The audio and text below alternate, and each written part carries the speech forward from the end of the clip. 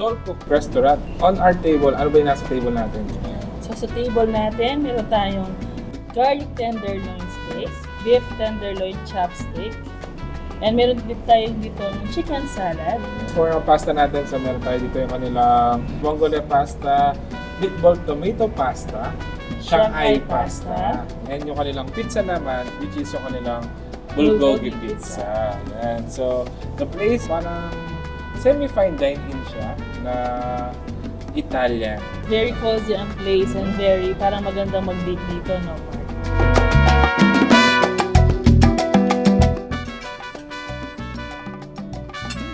This is nice. Saka lang dito.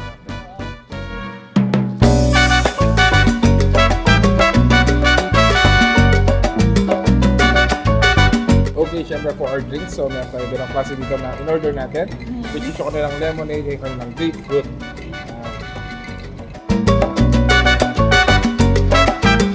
Napaka-refreshing at the same time, masarap panulak nito.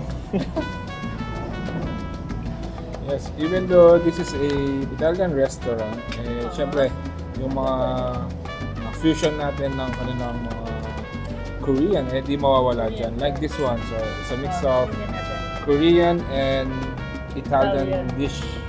Kasi yung flavor niya is bulgogi, pero yung style niya ay yung mga Italian pizza.